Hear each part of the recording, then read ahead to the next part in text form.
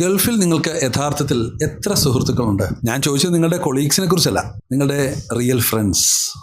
എനിക്ക് അടുത്തറിയാവുന്ന ഒരാളെ പറ്റി പറയട്ടെ. തൻ്റെ 23-ാമത്തെ വയസ്സിൽ വലിയ സ്വപ്നങ്ങളുമായി ഗൾഫിലേക്ക് വിമാനം കയറിയതാണ് അയാൾ. പിന്നെ അങ്ങോട്ട് റൂമിൽ നിന്ന് ഡ്യൂട്ടി കഴിഞ്ഞ് വീണ്ടും റൂമിലേക്ക് മാത്രമായി ഒതുങ്ങിപ്പോയ ഒരു പാവം മനുഷ്യൻ.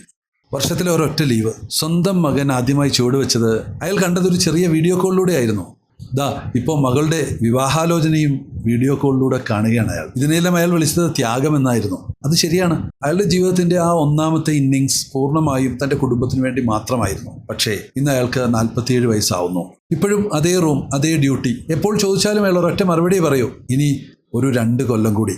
സങ്കടകരമായ കാര്യം എന്താണെന്നറിയാമോ? ആ 2 കൊല്ലം എന്ന് അയാൾ പറയാൻ തുടങ്ങിയിട്ട് കൃത്യം 10 വർഷം കഴിഞ്ഞു. ഒരുപക്ഷെ പുറകിൽ അയാൾക്കുള്ള ടെർമിനേഷൻ ലെറ്റർ തയ്യാറായിക്കൊണ്ടിരിക്കുന്നത് പാവം അറിയുന്നുണ്ടാവില്ല.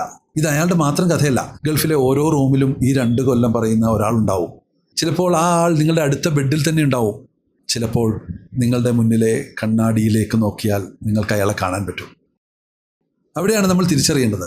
സെക്കൻഡ് ഇന്നിങ്സ് എന്ന് പറഞ്ഞാൽ അത് വീണ്ടും പഴയ ട്രെഡ്മിൽ കയറി ഓടുക എന്നതല്ല, മറിച്ച് നഷ്ടപ്പെട്ടു പോയ സ്വന്തം ജീവിതത്തെ അന്തസ്സോടെ തിരിച്ചു പിടിക്കുക എന്നതാണ്. വരുന്ന വെള്ളിയാഴ്ച രാത്രി നടക്കാൻ പോകുന്ന ഈ ഫ്രീ വെബിനാറിൽ അതിൻ്റെ പരിഹാരമാണ് വിഷയം. ഒരു 90 മിനിറ്റ് മാത്രമുള്ളതാണിത്.